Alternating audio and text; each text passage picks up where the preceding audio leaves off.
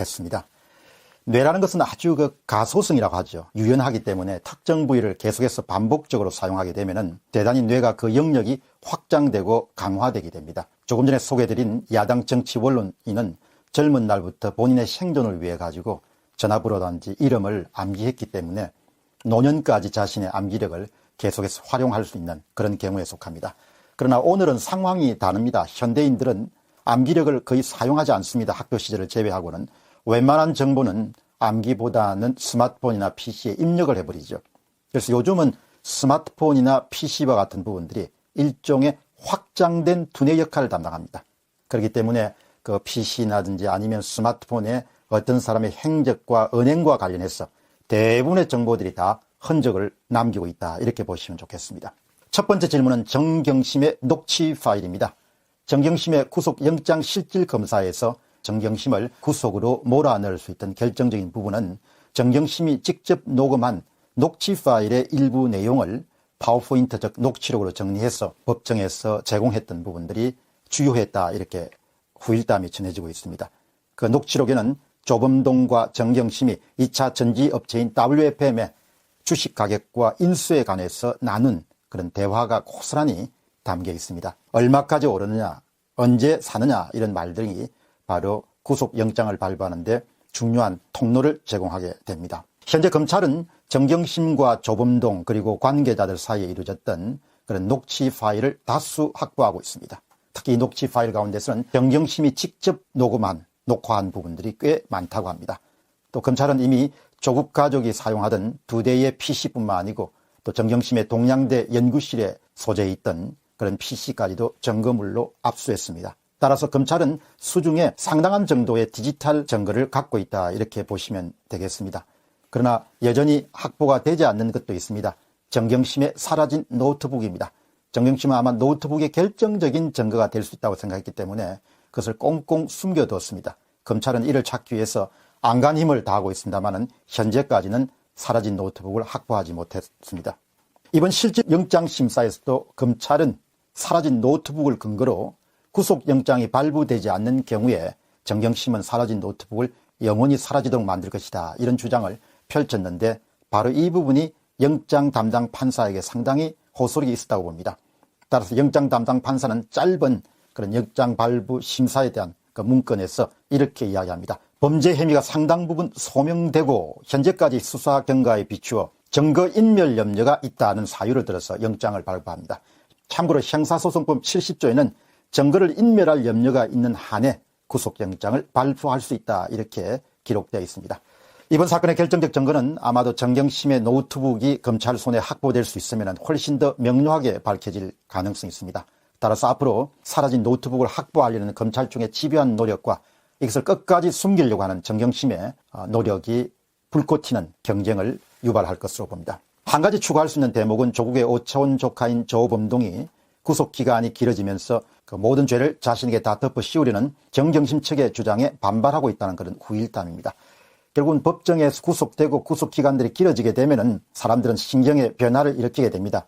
따라서 조범동 역시 보통 사람들과 마찬가지로 구속기간이 지속되면서 자신이 짊어져야 될 그런 범죄의 몫과 정경심의 몫을 나누려고 하는 그런 경향을 보일 것으로 봅니다. 따라서 이런 증거들 때문에 조국은 이번 사건에서 미꾸라지처럼 빠져나갈 가능성은 낮지 않을까라는 그런 조심스러운 추측을 해보게 됩니다.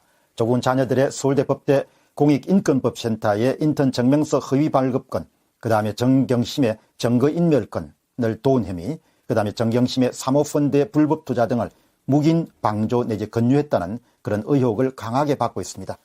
따라서 정경심이 WFM 주식을 차명으로 헐값에 사들일 때 내부 정보까지 이용했다고 하면은 그것은 바로 조국에게 직접적으로 뇌물수수 혐의가 적용될 수 있는 것을 뜻합니다. 이제는 조국 뒤를 봐줄 사람들도 예전 같지 않을 것입니다. 본격적으로 조국의 혐의가 드러나게 되면 조국과의 꼬리 자르기가 뒤를 따를 것을 봅니다. 따라서 저의 생각은 조국이 구속을 피하기가 어렵지 않겠느냐, 그렇게 생각합니다만은 앞으로 사건의 추이를 계속해서 지켜봐야 될 것으로 봅니다. 이렇게 진실이란 것은 대부분 밝혀지게 마련이죠. 공병호TV의 공병호였습니다. 감사합니다.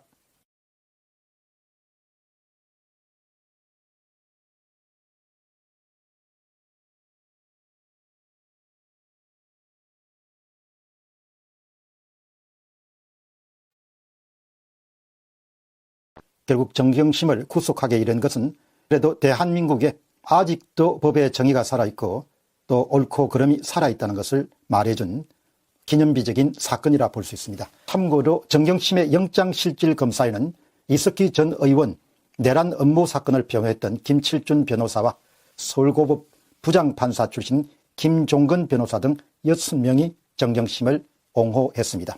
검찰은 정경심 처음에 호화 변호인단에 맞서서 반부패 수사 2부를 중심으로 10여 명의 검사를 투입하는 결정을 내렸습니다. 첫 번째 질문입니다. 구속 사유입니다. 모두 11개 제목으로 구속영장이 청구되었으며 11개 제목은 크게 3가지로 분류할 수 있습니다. 첫 번째, 정경심이 동양대 총장명의 표창장과 인턴 활동 증명서 등을 허위로 발급받고 이를 고려대와 부산대 의전원에 활용하는 등 자녀의 부정 입학을 주도한 혐의에 관한 부분입니다. 두 번째는 미공개 주식 정보를 미리 입수해서 동생 명의로 사모펀드 운용소가 투자한 2차 전지업체인 WFM 주식 12만 주를 동생의 이름으로 차명으로 매입하도록 한 혐의, 그리고 WFM으로부터 자문료 명분으로 1,400만원을 받은 혐의입니다. 세 번째는 정경심은 이 같은 범죄를 감추기 위해서 자산관리인 김경록에게 증거인멸을 교사하고 투자가 합법적이었던 것처럼 가장하기 위해서 서류를 꾸민 것이 바로 혐의에 해당합니다. 두 번째 질문입니다. 정경심 수사 후일담입니다. 대다수 사람들은 돈, 그러니까 이익을 좋아하고 돈에 대한 애착을 갖고 있습니다. 이런 맥락에서 보면은 정경심의 경우에는 지나치다 할 정도로 과한 사익에 집착이 있었음을 이번 사건을 통해서 확인할 수 있습니다.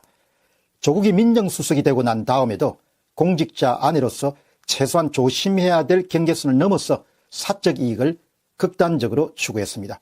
민정수석이라는 고위공직자 부인이 미공개 정보를 활용해서 무자본 인수합병과 그런 세력들의 차명으로 거액을 투자하고 불법적으로 얻은 수익을 은닉하기로 한 것은 중범죄에 해당하고 양식 있는 사람이라면 결코 꿈꿀 수가 없습니다. 보통 사람 같으면 공직자의 아내로서 가슴이 떨리기 때문에 절대로 행할 수 없는 그런 일입니다. 지금 여당이나 청와대가 그토록 목소리를 높이는 공직자 비리수사처가 있었다면 조국 사태는 조용히 묻혔을 것입니다. 조용히 덮이고 말았을 것입니다. 따라서 공수처 설치는 검찰 개혁이 아니라 검찰 개혁에 해당한다는 일각의 호소와 주장은 충분히 설득력이 있다고 볼 수 있습니다. 조국 수사가 진행되는 동안 공병호 TV의 댓글이나 제보 그리고 정언에는 학창시절의 친구들로부터 여러 건의 문건이 등장했습니다. 그들의 공통된 의견은 자기 이익을 지나치다 할 정도로 추구하였고 과도할 정도로 자기 중심적이었고 여행을 함께 가더라도 모든 사람은 자신을 위해 봉사해야 한다고 생각했던 그런 행동들을 제보했습니다. 과거 일은 과거의 일이라고 이해하려고 노력하더라도 조국이 민정수석이 된 이후에 내부 정보를 이용해서 사익을 추구해준 점은 이해할 수가 없고 용서받기가 어려운 부분이라고 봅니다. 이익에 대한 과도한 집착, 세상을 우습게 그리고 가볍게 본 일, 자기중심적 사고, 오로지 자기 가족을 중시하는 그런 행동들, 공사구분의 실종, 불법에 대한 인지 능력의 부재, 양심 부재 등을 정경심 사건을 통해서 더 올리게 됩니다. 결국은 사필 규정이란 사자성어와 만나게 됩니다. 모든 일은 반드시 바른 길로 돌아간다. 결국 권력의 끈이 떨어지고 나면 그토록 열렬하게 옹호했던 사람들도 대부분 일정한 거리를 두게 됩니다. 만일에 조국이 법무부 장관으로 버티고 있었다면 정경심은 구속을 피할 수 있었을지도 모릅니다. 앞으로 남은 과제는 공정한 재판을 거쳐서 자신이 저지른 범죄에 대해서 마땅한 죄값을 치르는 것이라고 생각합니다. 이제 정경심이 그랬던 것과 꼭 같은 잣대가 바로 조국 전 법무부 장관 전 민정수석에게도 적용돼야 될 것으로 봅니다. 많은 국민들은 정경심의 구속뿐만 아니고 이후에 펀드와 관련해서 조국 씨의 관련 여부가 객관적이고 엄정하게 밝혀지는 것을 지켜볼 것입니다. 공병호 TV의 공병호였습니다. 감사합니다.